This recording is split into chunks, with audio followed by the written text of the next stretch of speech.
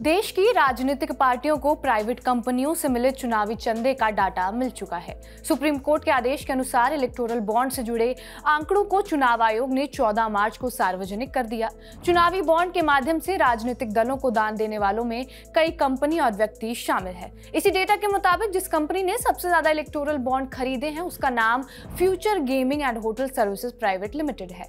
Future gaming company ने 1368 करोड़ के electoral bond खरीदे हैं। इसी कंपनी के बारे में आज हम आपको इस वीडियो में बताएंगे और क्यों इस कंपनी का अतीत बार बार चर्चा का विषय बन रहा है।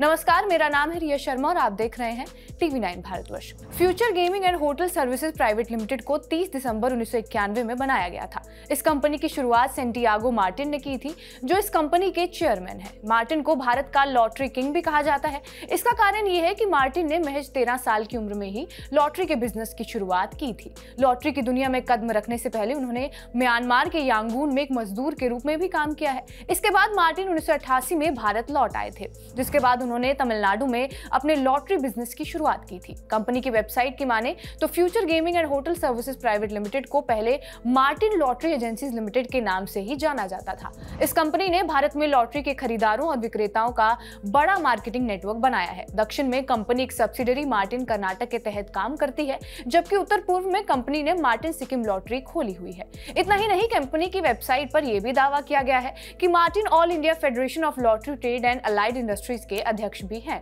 सेंटियागो मार्टिन को 2004 में foundation for excellence in business practice Geneva द्वारा बिजनेस फील्ड में गोल्ड मेडल से भी सम्मानित किया जा चुका है। इतना ही नहीं, वो भारत में सबसे ज्यादा टैक्स देने वाले टैक्स पेयर भी रह चुके हैं, जिन्होंने एक साल में 1 अरब रुपए तक का टैक्स दिया था।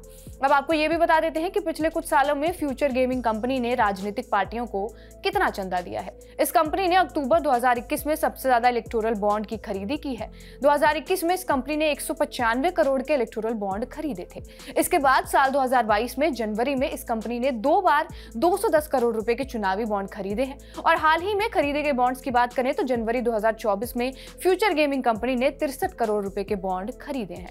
हमने शुरुआत में आपको बताया था कि इस कंपनी का अतीत चर्चा का विषय बना हुआ है। वो अतीत क्या है वो भी आपको बता देते हैं। दरअसल 2022 में ईडी ने मनी लॉन्ड्रिंग मामले में lottery company future gaming and hotel services private limited और उनके सब डिस्ट्रीब्यूटर्स की 409 करोड़ से ज्यादा की संपत्ति जब्त की थी।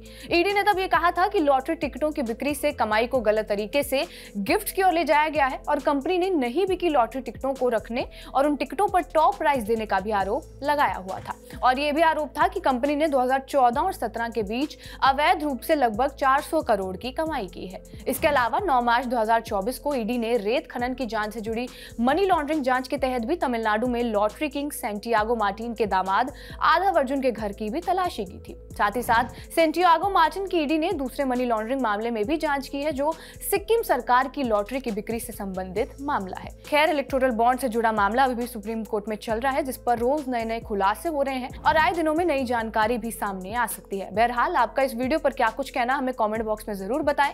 बाकी देश और दुनिया की तमाम बड़ी खबरों के लिए जुड़े रहे हमारे साथ TV9 डिजिटल पर।